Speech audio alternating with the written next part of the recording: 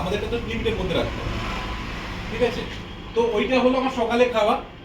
এরপরে আমি কিছু টিফিন করি বা ব্রেকফাস্ট সামান্য কিছু হয়তো করি, হলো। এরপরে আমার শুরু হয়ে গেল অশ্বগন্ধা,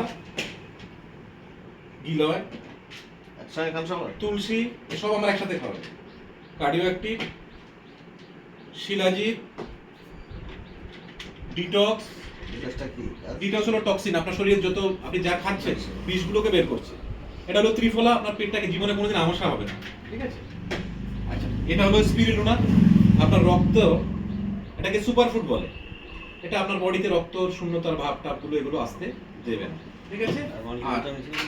আর এটা হলো গ্লুকোজামাইন, ওই যে আপনার হাঁটুর ব্যথা, গিটের ব্যথা, এইটা হলো সেইটা। আর এটা হলো ক্যালসিয়াম কমপ্লেক্স। এই প্রত্যেকটা সবজি খান একসাথে? এই সব আমার প্রতিদিনের সকালবেলা। আমি আজকে সকাল থেকে এখনো খাইনি, এবার আমি আপনাকে দেখাই এটা আমি কিভাবে খাই। এই একটা,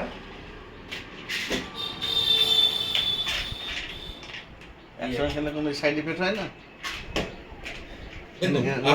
আপনি ধরুন বাড়িতে যদি শাক সবজি এগুলো যদি খান, মাছ মাংস যদি রিঅ্যাকশন তো আছে নাকি? না, সবজি মাছ মাংস বাড়িতে যদি খান কোনো সাইড রিঅ্যাকশন আছে, তাহলে রিঅ্যাকশনও থাকে। কিসে? আপনি বাড়িতে ভাত ডাল সবজি খান কিনা? সে তো খাই। ওটা কি সাইড ইফেক্ট হয়? তা হয় না। তো ওটা তো সেম, এটা খাবারের কোনো সাপ্লিমেন্ট তো না হলে কথা না যাবে না। এটা থেকে তো এটাই তো আমরা মানুষের এই দিক থেকে একটু দূর করার চেষ্টা করি। আমি টোটাল 25টা সাপ্লিমেন্ট পর্যন্ত একসাথে খেয়ে, এখন আর তো লাগে না, আস্তে আস্তে এগুলো সব ছেড়ে দিতে হবে, এখন আর লাগবে না। এখন যেটা যেটা লাগবে সেটা দরকার আমাকে সুস্থ থাকার জন্য খেতে হবে। এটার পরেও আমার আরো আছে।